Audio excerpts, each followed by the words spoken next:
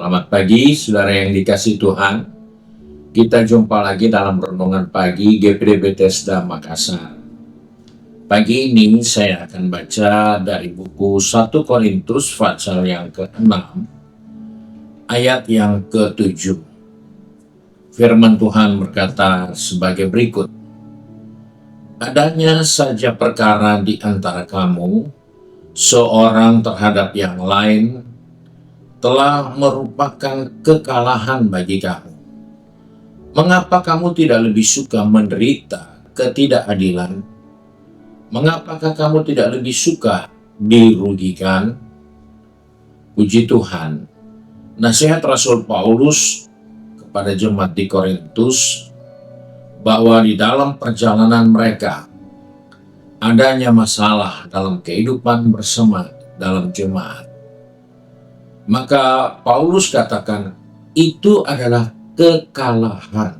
Jadi kita belum bertanding, kita belum bertikai, kita belum berkelahi, tapi baru ada perkara.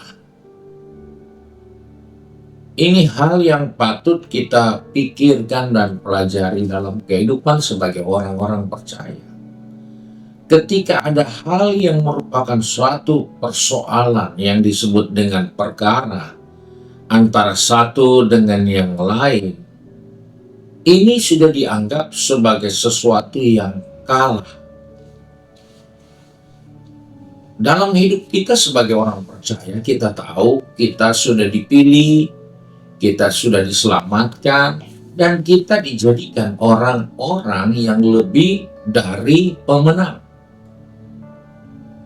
Nah, kalau orang yang lebih dari pemenang, dia bisa kalah, itu sangat fatal.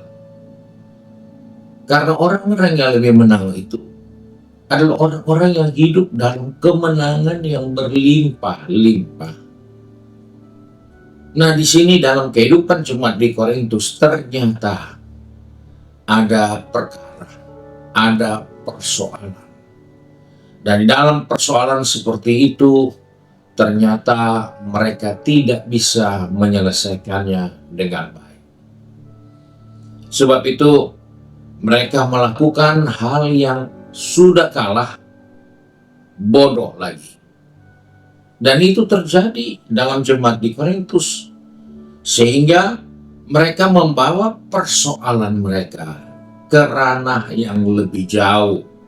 Sudah bukan lagi dalam lingkup jemaat, kekeluargaan, tapi mereka sudah membawa persoalan ini kepada pihak yang lebih jauh, yaitu orang-orang yang tidak percaya Tuhan harus mengadili mereka, harus menyelesaikan mereka.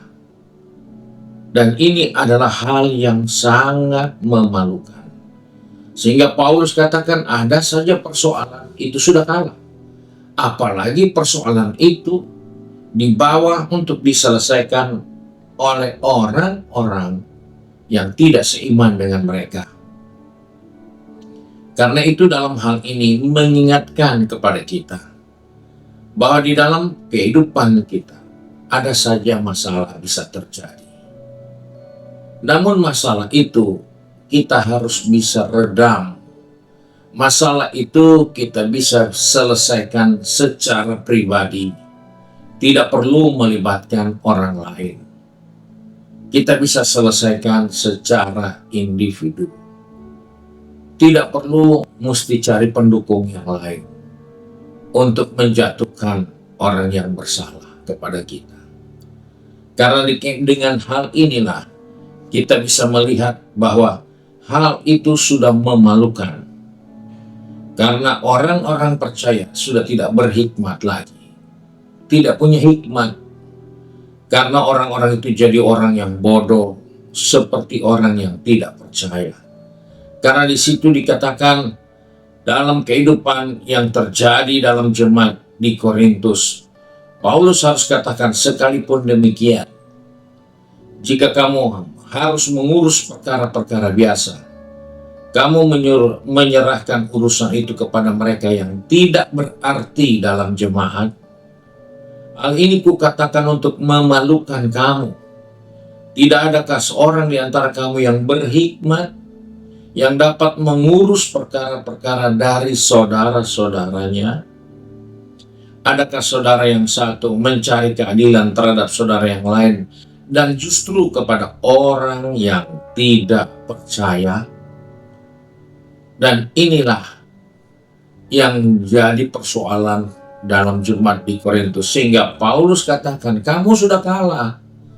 Kamu ada dalam posisi yang menyedihkan karena kamu memalukan dirimu sendiri.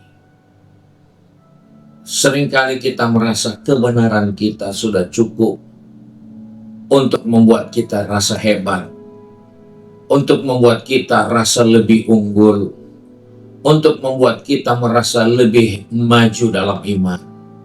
Ternyata apa yang terjadi dalam jemaat di Korintus justru itu memalukan. Justru itu menjadi hal yang sangat-sangat buruk. Jadi dalam hal ini kita melihat bahwa ternyata dalam hidup bersama ada pilihan yang kita harus pilih. Namun pilihan itu mungkin bukan pilihan yang terbaik bagi banyak orang. Tapi demi kemenangan, demi keutuhan, demi tetap menjadi orang-orang yang lebih dari pemenang, maka kita harus memilih yang dirugikan. Itu pilihan. Itu bukan hal yang harus ditolak. Itu bukan hal yang harus dihindari. Jika itu untuk kebersamaan, hidup di dalam suatu kerukunan keluarga, hidup dalam satu gereja lokal, hidup dalam satu organisasi, maka kita tidak perlu memilih hal yang bahwa kita harus selalu menang. Walaupun kita ini benar. Tapi ketika kita bisa memilih dengan bijak, sehingga kita memilih yang dirugikan demi untuk kemuliaan nama Tuhan, bahwa kita tidak boleh kalah. Saya memilih rugi tapi bukan kalah. Saya memilih untuk disolimi tapi tidak untuk mengalami kekalahan dalam melawan keinginan daging, keinginan mata, keangkuhan hidup. Itu pilihan. Tapi karena seringkali demi kepentingan daging, keinginan mata, keangkuhan hidup, kita tidak mau pilih dirugikan. Karena daging tidak siap menjalani hidup seperti itu. Oleh sebab itu di sini kita melihat ketika kita tidak bisa memilih yang baik, dalam hal ini memilih untuk dirugikan, kita kalah. Dan lebih dari itu juga, kita ini dipermalukan. Karena kita tidak bisa pilih yang baik. Orang yang bijaksana tahu pilihan-pilihan yang tepat. Walaupun itu menyakitkan dirinya. Walaupun itu membuat dia tidak nyaman. Tapi demi keutuhan, dia rela memilih dirugikan. Ini merupakan hal yang penting di dalam menjaga keutuhan kita hidup sebagai tubuh Kristus. Sebagai bagian yang terbaik yang Tuhan berikan bagi kita. Karena kita dipanggil, dipilih, ditetapkan untuk kemudian dipermuliakan. Dan oleh sebab itu, nasihat Rasul Paulus kepada jemaat di Korintus, mengapa kamu tidak lebih suka untuk dirugikan?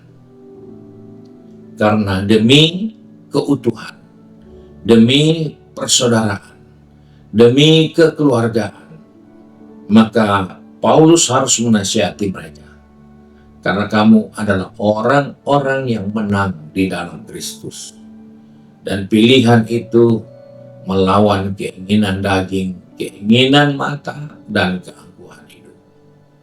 Kiranya Tuhan menolong kita untuk menjadi lebih bijaksana di zaman akhir ini, agar kita tidak kalah. Karena begitu banyak persoalan yang kita tidak cari akan datang sendiri. Karena memang akhir zaman adalah masa yang sukar. Di dalam masa sukar banyak orang akan berjuang demi dirinya sendiri. Dan disitulah akan ada ketersinggungan. Disitulah akan ada perkara. Disitulah akan ada pertikaian. Tapi dalam kehidupan sebagai jemaat Tuhan, sebagai sesama anak Tuhan, sebagai sesama tubuh Kristus, sesama organisasi gereja, pilih yang dirugikan demi kemuliaan nama Tuhan. Kiranya Tuhan menolong kita, dan mari kita satu dalam doa. Kami mengucap syukur untuk kasih setia Tuhan, karena pagi ini Tuhan mengingatkan kepada kami melalui pengalaman jemaat di Korintus, bahwa ketika ada perkara, ada persoalan, ada masalah antara satu dengan lainnya, entah dalam rumah tangga, entah dalam kelompok, entah dalam gereja, entah dalam organisasi, Tuhan tolong kami, supaya kami ambil pilihan-pilihan yang terbaik, karena pilihan yang terbaik itu tidak pernah kalah. Secara manusia seringkali kami tidak mampu memilih yang kami harus pilih karena dirugikan. Tetapi karena melihat tubuh Kristus yang akan sempurna, maka berilah kami kekuatan untuk mengambil pilihan-pilihan yang mungkin tidak menjadi pilihan favorit dari banyak orang. Tapi kami ambil pilihan itu untuk dirugikan, namun bukan untuk kalah. Sebab Tuhan tolong anak-anak-Mu yang sudah pergi bekerja, pergi berbisnis, studi, maupun sudah sibuk dengan kegiatan di rumah tangga masing-masing. Ingatkan kami bahwa senantiasa di dalam segala keberadaan kami bisa mengalami persoalan antara pribadi, antara keluarga, antara teman, antara jemaat, di dalam organisasi.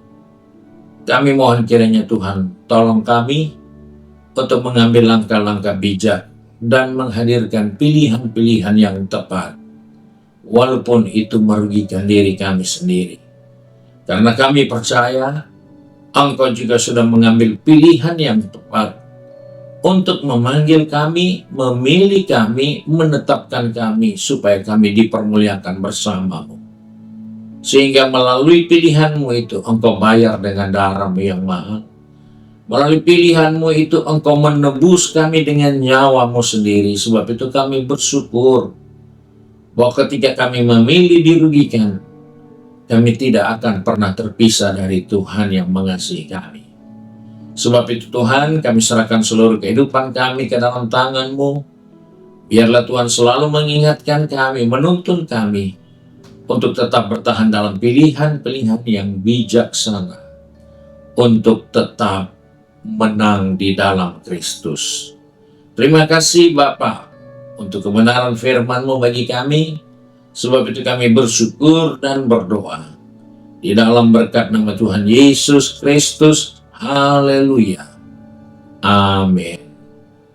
Puji Tuhan. Tuhan Yesus memberkati kita semua dan selamat pagi.